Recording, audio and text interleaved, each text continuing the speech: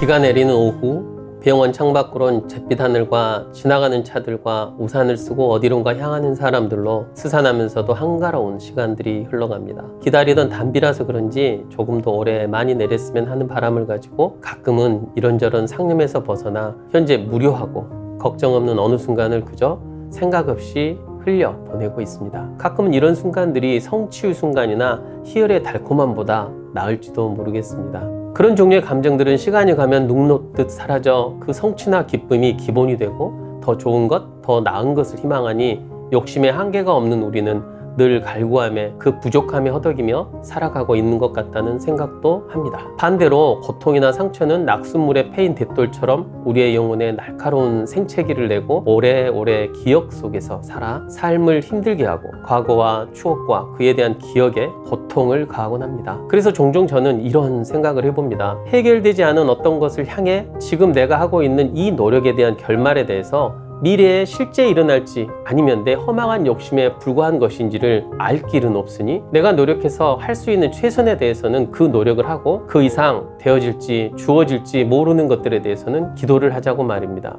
달링이라는 영화가 있습니다. 2018년에 개봉했고 제가 좋아하는 앤드류 가필드 주연의 로맨스 영화입니다. 이 영화는 실화를 바탕으로 했고 멀쩡하고 건강하던 젊은 남성인 로빈과 아름다운 다이애나가 만나는 장면으로 시작합니다. 사랑에 빠지고 그들은 결혼을 합니다. 이제 행복한 삶만 계속될 거라고 믿던 그때 로빈은 바이러스 질환에 걸려 전신마비가 되고 병원에서 호흡기를 떼면 바로 사망할 거라 하지만 다이애나와 친구들은 호흡기를 붙인 휠체어를 만들어 로빈을 태우고 무려 스페인까지 여행을 갑니다. 이런 상황에서도 친구가 생이 진짜 웃기다, 한번 잘 살아보려고 했는데 난데없이 쾅 나락으로 모든 게 무너져 내리는 게 인생인가 봐 라고 한탄하자 오히려 이 친구에게 새로운 시작에 대한 희망을 주는 로빈. 시간이 흘러 로빈은 그가 사랑하는 많은 사람들과 작별을 하고 죽음의 길로 들어섭니다.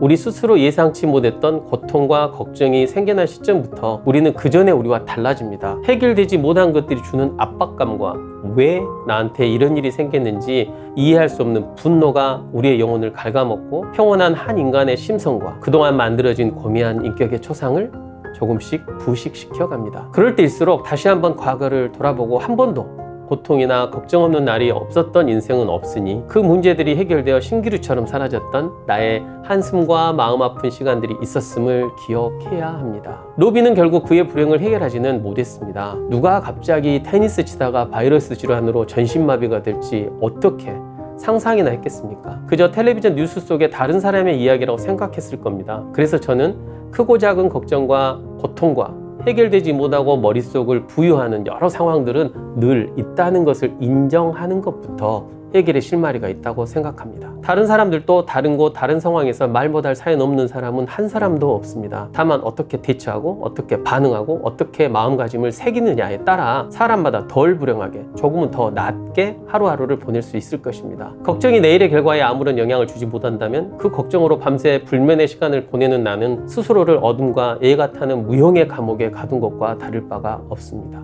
여러 바구니를 들고 걱정은 다른 바구니에 놓고 하루와 일상은 그대로 또 다른 바구니에 담은 채 느끼면서 살아내야 하는 것입니다. 그래서 녹록지 않은 상황에서도 찾아오는 소소한 작은 기적과 기쁨과 행운을 느끼면서 말입니다. 해결되지 않은 것들로 인해 이 모든 긍정적인 것들이 눈에 보이지 않고 마음으로 느껴지지 않는다면 우리는 참으로 너무 불행해지는 것이니 걱정의 증폭을 경계하고 긍정의 힘으로 마음속을 채워나가야 합니다. 아기를 기다리는 수많은 부부들이 오늘 또 병원에 다녀갔습니다.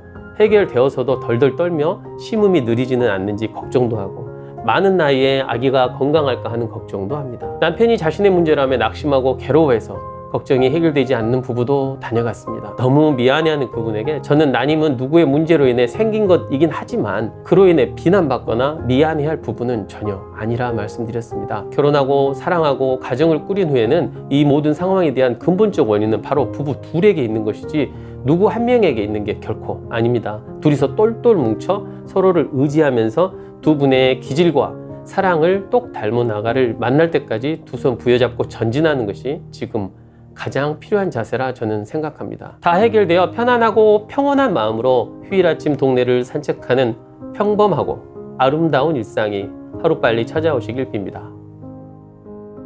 가을 말미에 김동원 외로운 세상일까봐 꽃이 핀다. 보기만 해도 눈이 부셔 바람에 날려 사라진 것들. 꽃잎 하나하나가 다 외로워 바람이 분다.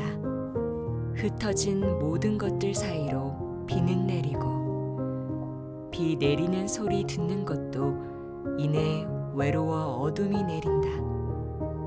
혼자면 더 좋았을지도 모를 세상에 혼자서 족할 이유 찾지 못해 너에게 난 편지를 쓰고 말미에 외롭다 적는다. 그 어느 새벽에 골목 너머 도배지 내려앉은 천정을 바라보며 꿈을 꾸고 일어나 내일을 기다리던 모든 이들의 어깨 위로 진하고 무거운 모든 외로움이 내려앉는다. 외로운 세상이어서 꽃이 진다.